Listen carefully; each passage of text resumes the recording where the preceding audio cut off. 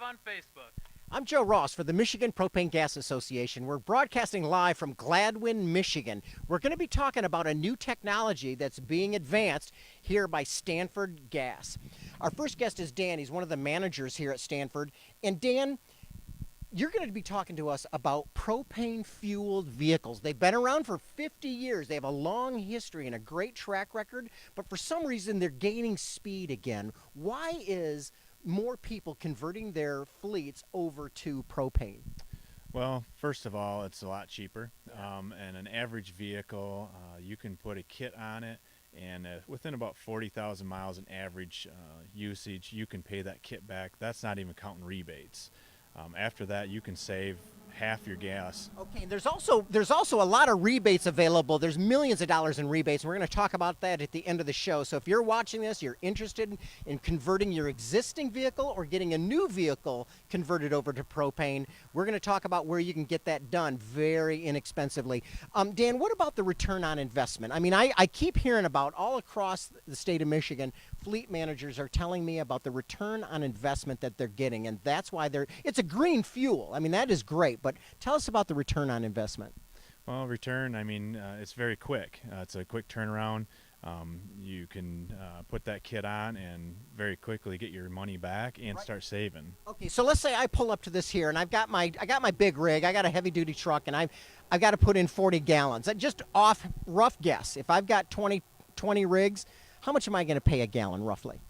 You can range between $1.60, $1.80 a gallon, where fuel at a gas station's over $3. Okay, so folks, just imagine if you've got your own personal car and you're driving 20,000 miles a year, you times that by $1.50. That's a lot of savings. Now, if you're like a lot of fleet managers and you're doing 5,000 miles a month, that is a huge savings. Yes, it is, and actually we can lock them in too on a price. If somebody wants to do it for the whole year, we could lock a price, and even then they could budget themselves for the whole year. Okay, that's something you can't do with gasoline. That is fantastic. I do want to mention we just talked to a large bus system up north, and they were saving.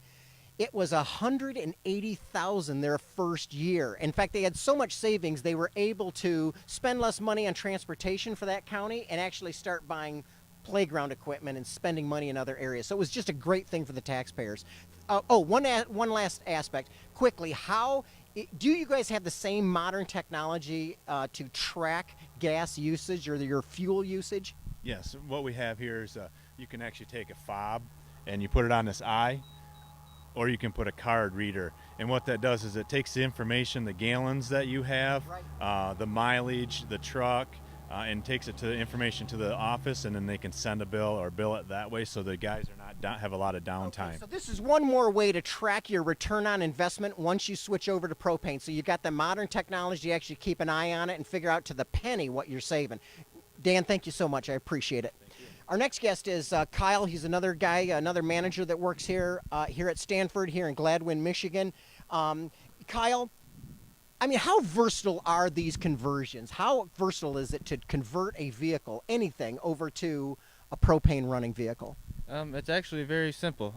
There's anything from lawnmower engines over to generators. Can you get a shot of that lawnmower? Could you back up, camera person?